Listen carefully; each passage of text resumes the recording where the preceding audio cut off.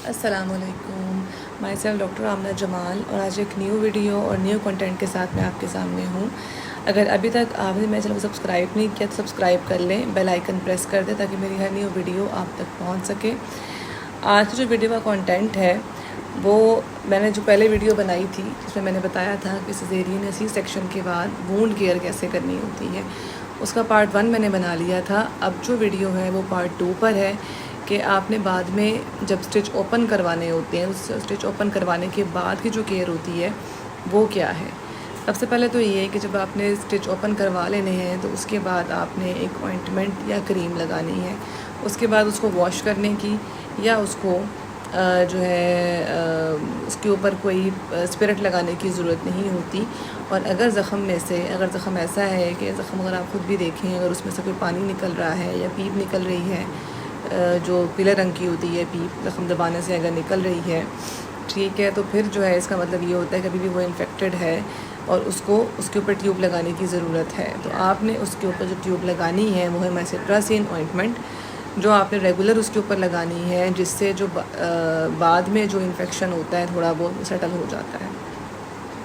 ठीक है, कम से कम भी 1 से 2 महीने आपने वो ट्यूब लगानी है अपने ज़ख़म पे। और कुछ केयर्स हैं जो करनी है, जैसे आपको हैवी वेट नहीं उठाना, ठीक है, आपने जो है वो कमोड का यूज़ करना है, वॉशरूम का यूज़ नहीं करना। फिर भी मतलब ऐसा नहीं है कि टाँके खुल गए हैं तो अब आप कुछ भी जो है कोई भी वज़न उठा सकते हैं या आप जो है वो काफ़ी देर तक टाँगों के बल बैठ सकते हैं। तो ऐसा नहीं है कि उसके बाद जो है वो हर्निया के चांसेस हो जाते हैं। ज़ख़म जो होता है वो कच्चा होता है और उसमें से कोई आंत बाहर आ सकती है जिसको हम हर्निया कहते हैं। तो उसमें आपको ये केयर करनी होती है कि टिल आपका तकरीबन 1 से 1.5 से 2 महीने आपने कोई वज़न नहीं उठाना होता, टांगों के बल भी नहीं बैठना होता।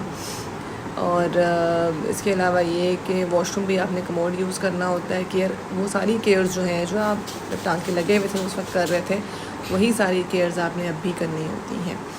उसके अलावा ये कि जब ये ज़ख़म आपने मैसेट्रासिन लगानी है 1 महीना, और 1 महीना लगाने के बाद आपने दूसरी ट्यूब लगानी है जो कि कॉन्ट्रैक्ट ट्यूबिक्स के नाम से होगी।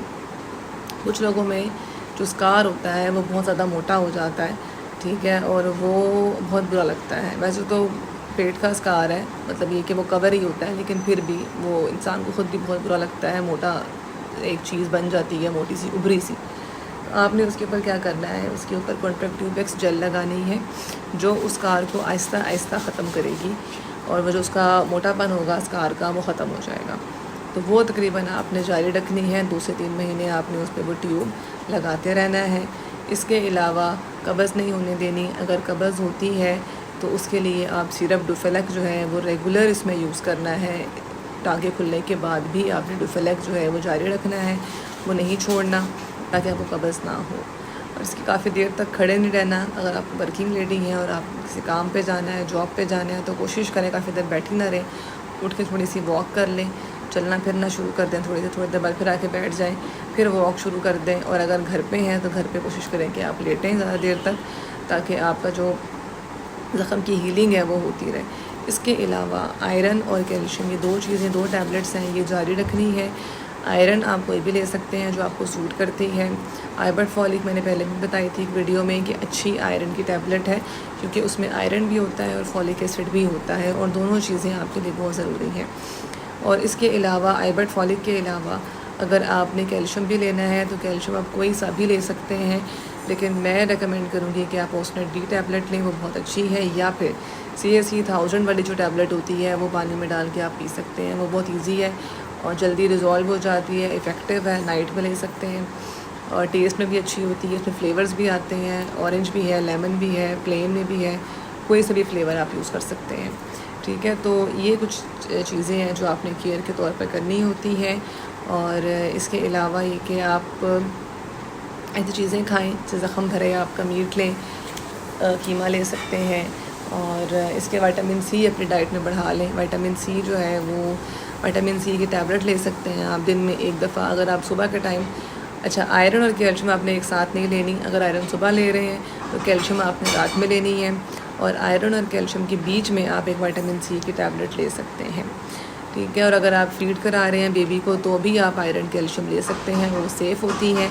उनका बेबी पे कोई इफ़ेक्ट नहीं होता अगर आप अपना फ़ीड भी करा रहे हैं तो। और अगर आप फ़ीड करा रहे हैं तो नर्सिंग पिलोज़ मिलते हैं, वो पिलो आप रख के बेबी को उसके ऊपर रख के फ़ीड करा सकते हैं। कोशिश करें कि उसका वज़न आपकी जो ज़ख़म है उसके ऊपर ना पड़े, या उसके जो टांगें हैं वो आपकी उसके ऊपर टच ना कर रही हों, क्योंकि उससे ये होता है कि आपका जो ज़ख़म है वो अभी अंदर से भरा नहीं होता। ऊपर से स्टिच ज़रूर रिमूव हो जाते हैं, लेकिन अंदर से अभी ज़ख़म ने भरना होता है। तो अगर वो उसको मुसलसल कोई धमक लगती रहेगी या वो इंजरी होती रहेगी तो वो जो है वहाँ से हर्निया, जैसे मैंने पहले बताया कि हर्निया हो सकता है।